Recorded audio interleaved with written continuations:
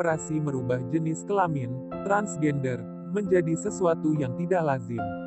Namun, bagi Afika Warisman, 22, Dusun Kandek, Desa Waung, Kecamatan Baron, Kabupaten Nganjuk hampir bunuh diri demi mendapat restu untuk menjalani operasi gender dari ibunya. Sebelum operasi perubahan kelamin yang dijalani Afika pada tanggal 26 Mei tahun 2015 di salah satu rumah sakit di Surabaya, Afika terus berjuang untuk mendapatkan restu dari orang tuanya. Bahkan, keluarga besar dan tetangga-tetangga terus mengucilkan niat Afika untuk merubah gendernya dari laki menjadi wanita. Memang bapak ibu saya, dulunya tidak mengizinkan keinginanku untuk merubah jenis gender saya, ujar Afika.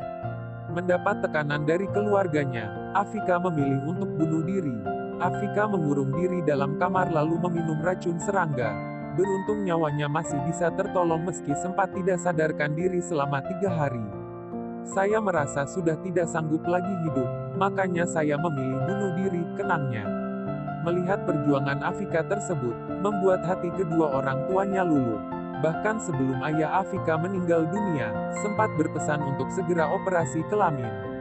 Pertama kali restu itu dari almarhum ayah saya yang sebelum meninggal dunia merestui keinginan ini. Transgender red, tutur Afika. Perjuangan Afika tidak sampai di situ, dia juga harus melalui prosedur-prosedur yang ada untuk mendapat izin secara medis melakukan transgender.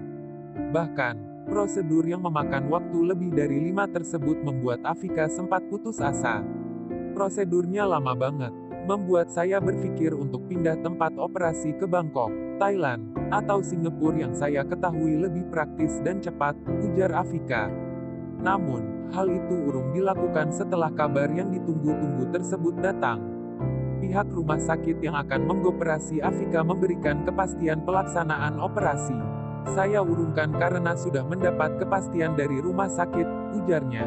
Selebihnya, sampai sekarang Afika merasa lega dan sadar sepenuhnya bahwa seorang transgender masih dipandang sebelah mata dan belum bisa diterima sepenuhnya, lebih-lebih di lingkungan pedesaan tempat tinggalnya.